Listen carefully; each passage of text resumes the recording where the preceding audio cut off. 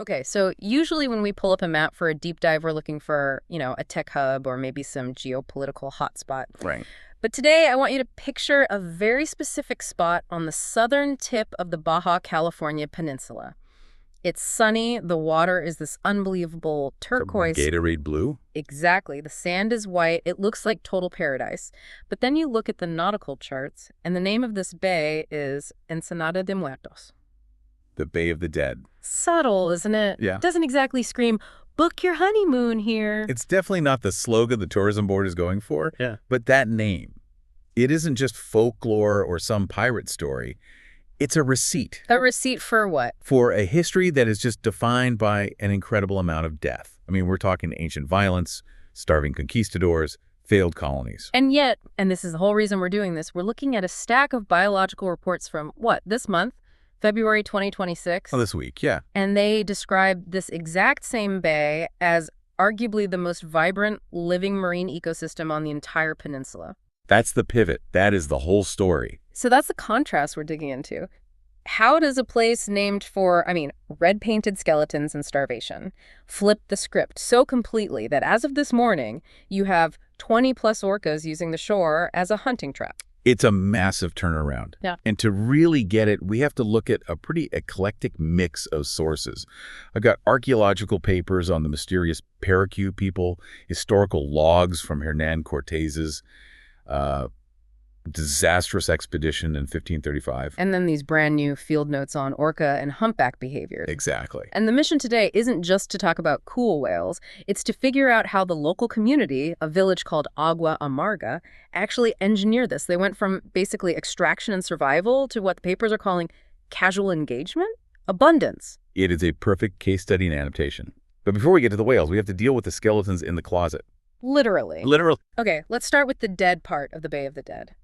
When I was reading the background on the Las Palmas culture, I just assumed dead meant, a big battle or a shipwreck. It's way more systemic than that. Okay. It's deeply systemic. We're talking about the ancestors of the Paracu people and the archaeology here.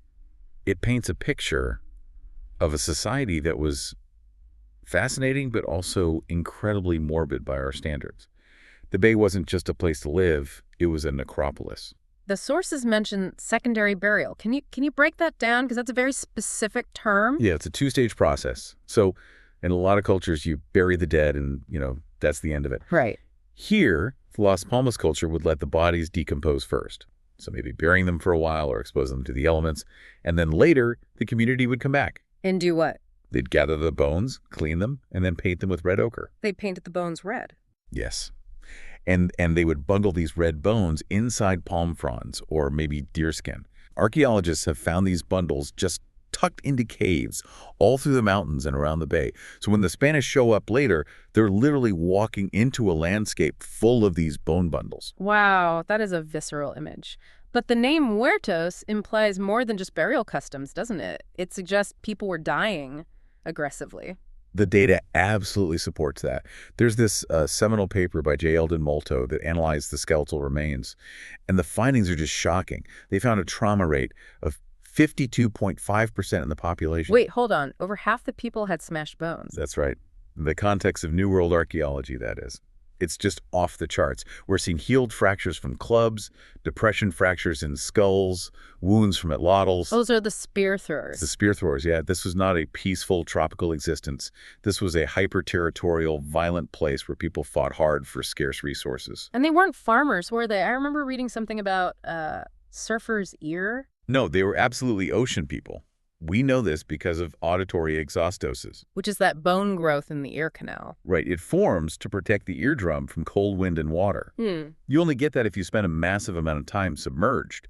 These people were aggressive divers, pulling up pearls and shellfish with no gear. There's also this whole Paracu enigma about where they even came from. Their skulls, they don't look like other indigenous groups in Mexico. This is one of the great mysteries. Their skulls were hyperdolcocephalic.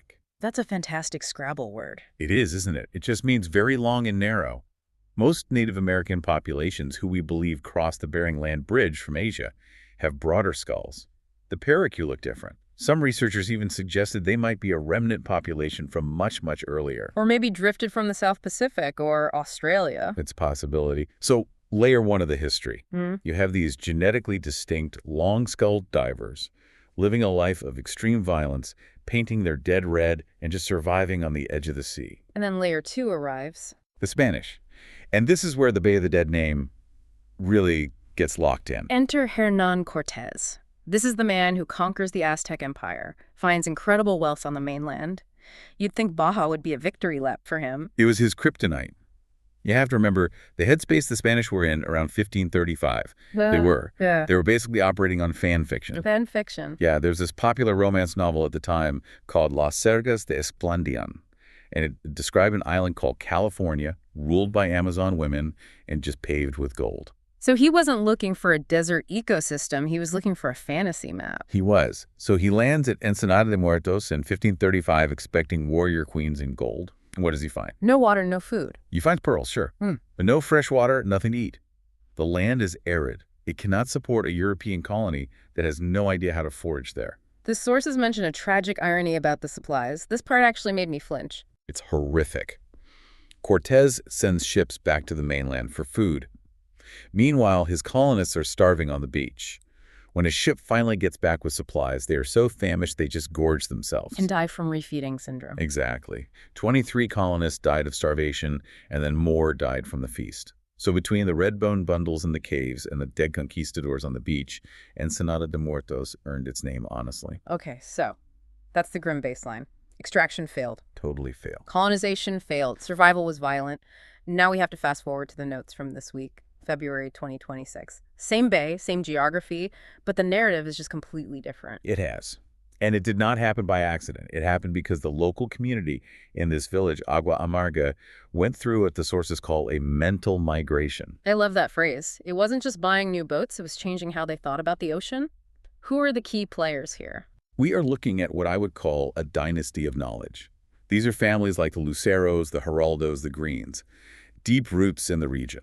And the pivot point seems to be a fisherman named Juan Luis Lucero. And he started as a commercial shark fisherman. Right. And shark fishing is the absolute definition of an extraction mindset. You kill the resource to sell it. It's a one-time deal. But Juan Luis and his peers, they started doing the math. The camera versus harpoon valuation. Precisely. They realized a panga boat makes way more money taking tourists to see a live animal over 10 years than it does hauling in a dead one once. But they didn't just become generic tour guides.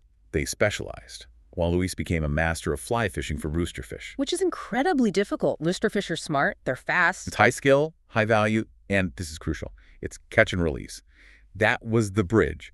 Once they proved you could make a living without killing the biomass, it opened the door to the kind of conservation we're seeing in 2026. And there's a political dimension here too, which I think is important. The sources talk about sovereignty. Usually when a place like this gets discovered, the locals end up cleaning hotel rooms while a big corporation owns the resort. That's the standard model in Cabo or Cancun. But Agua Amarga resisted that. Because of their land structure and the fishing cooperative, the Luceros and Geraldos kept control of the boats and the knowledge. They are the captains, not just the deckhands. And that local control lets them set the rules. Which brings us to the main event. It's February 2026. We are in the Cerralvo Channel. What are we seeing? We are seeing an absolute explosion of life, specifically with the orcas. The reports from the Orcas Pacifico Mexicano network are just incredible. The numbers are way up. The Agua Amarga pod, which is probably an eastern tropical Pacific ecotype, has grown to about 20 to 22 individuals. And the health reports are stellar. The notes specifically say no peanut heads. Peanut head is such a depressing term. That's the hollow behind the blowhole that shows an animal is starving. Right. We see that a lot with other pods that are struggling.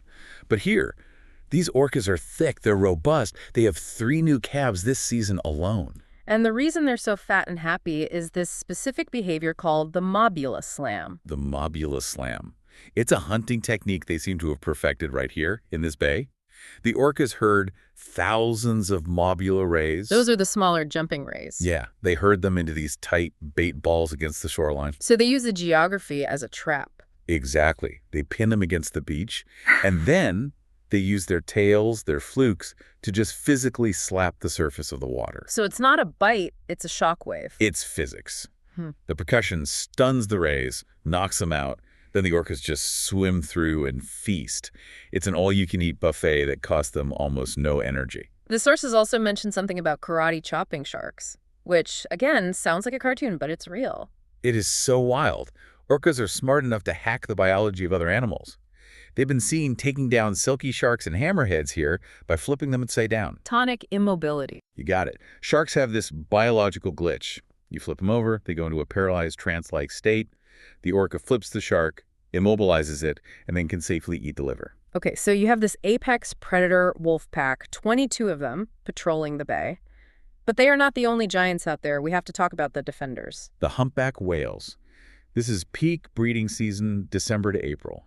And the interaction between the humpbacks and the orcas is, well, it's complicated. Sounds like a war zone sometimes. It's an arms race. But what's so fascinating is this interspecific altruism. Meaning helping a species that isn't your own. Correct. Humpbacks in the Sea of Cortez have been seen actively interfering with orca hunts.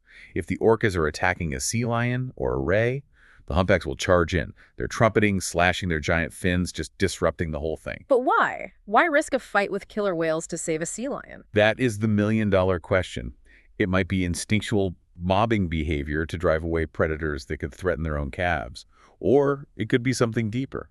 And then there's the male escort dynamic. I always just assumed the male swimming with the mom and calf was the dad. Almost never. The biological father is long gone.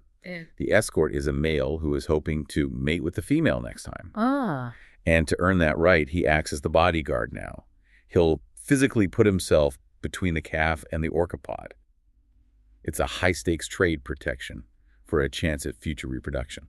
So you have this incredible drama playing out, orcas slamming rays, humpbacks charging in, sharks getting karate chopped, and just floating in the middle of it all are the local pangas from Agua Amarga. And this is where the Agua Amarga method is so important. The reason we have so much data in 2026, the reason people can even see this, is because of the relationship the community has built with these animals. The sources call it a safe harbor. Right. I mean, think about it from the orca's perspective. These are highly intelligent cultural animals. They have learned over generations that the boats driven by Mary Lucero or David Cerralvo are not a threat. Because of that engine-neutral tactic. Exactly. They don't chase, they get in position, they put the engine in neutral, and they drift. The orcas have learned these boats are they're like floating logs. They're safe. And because they feel safe, they get curious. Incredibly curious. The 2026 reports talk about casual engagement. That's when the animals willingly hang around a boat for 15 minutes or more. The calves being born now are growing up fearless. They don't know a world where boats are a danger. That's such a huge shift from the parakeet survival days or the commercial shark fishing days. It's a total rewrite of the human-animal relationship here. And it is regulated. We can't forget the citizen science part of this. This stood out to me, the citizen science log template. It's not just academics doing this. It's the captains. It is Mary Lucero and David Cerralvo. They have strict reporting requirements for July 2026. Their logging behavior is the animal passive? Curious. That data is vital for tracking the health of the pod. And there's a cap on the number of boats? 16 boats. That is the hard limit in the bay. Why 16? Why not 20 or 30? Acoustic stress. Whales live in a world of sound. They see with sound. If you have 50 boats buzzing around, it creates an acoustic smog. It blinds them. By capping it at 16, the bay stays quiet. And a quiet bay is a social bay. So the whales hang out longer because they can actually hear each other. Exactly. It creates this perfect positive feedback loop. Less harassment means more whales, which means better ecotourism, which reinforces the community's commitment to protecting them. It's just amazing to think about the journey here. We started in the Bay of the Dead. We had red-painted bones of people who lived these hard, violent lives. We had Spanish colonists dying of starvation.